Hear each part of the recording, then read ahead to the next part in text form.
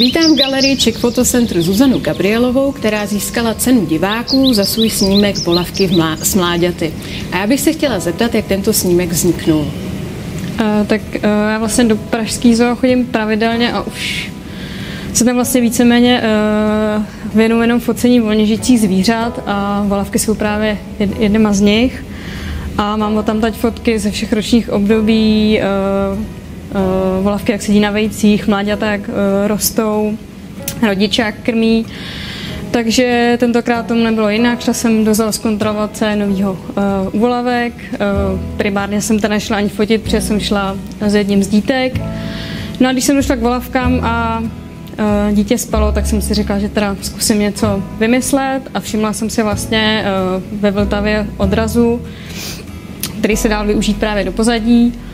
Takže jsem pak hledala vlastně vhodný úhel záběru, kde by prostě nic nevadilo. Tam jsou ty hnízda hodně hustě vedle sebe. No a když jsem našla ten vhodný záběr, tak jsem právě viděla mláďata a čekala jsem právě na to, až přiletí rodiče s nějakou potravou nebo s nějakou rybou. A když teda přiletěl jeden z rodičů, tak jsem prostě vlastně pořídila tenhle snímek. Oni volavky jsou pro vás takové osudové, co se týče Czech Nature Photo. Můžete ještě připomenout vlastně ten snímek, s kterým jste vyhrála v roce 2019 Czech Nature Photo? No, tak byla to taky volavka z pražský zoo a tam ty okolnosti asi konkrétně ani nepamatuju, ale vím, že to bylo asi v jiném období, bylo to spíš někde na podzim. Bylo to v podvečer, nebylo nějaký kdo ví jaký světlo, takže ta atmosféra je tam taková jako ponurá a ta volavka vlastně v jeden moment si vlastně protáhla krk a vypadalo to jako velice elegantně, takže mě se povedlo tenhle moment vlastně vyfotit. A co teda fotíte, už tady padlo, že fotíte volně žijící zvířata, když teda vycouváme z pražské zoo, co vás zajímá, kde fotíte ta volně žijící zvířata? Tak snažím se fotit vlastně každou volnou chvíli, co mám a pokaždé to asi probíhá trošku jinak, občas to opravdu, že se jdu projít s foťákem, ať už je to do parku nebo někam do lesa. Někde je to opravdu takový to připravený, že jedu k nějakému konkrétnímu rybníku na východ slunce, fotit bahňáky, takže prostě ležím pod maskovačkou a čekám.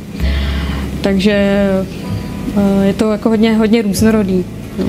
A teda padly tady volavky. Můžete popsat ještě jiná zvířata, která třeba fotíte v tom svém volném čase?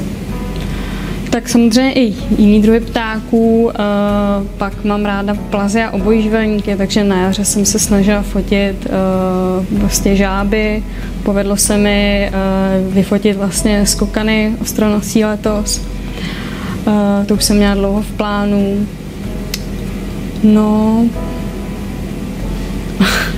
Máte třeba v hlavě nějakou takovou vysněnou fotografii, kterou byste chtěla vyloženě vyfotit? Za kterou třeba už jdete několik let a přesně čekáte na ty správné podmínky, správné světlo, protože to je u těch vlastně fotografů divokých zvířat docela zásadní, že často se stává, že než vyfotí tu svoji fotku, tak to může trvat i několik let. Tak se ptám, jestli máte taky nějakou takovou vysněnou.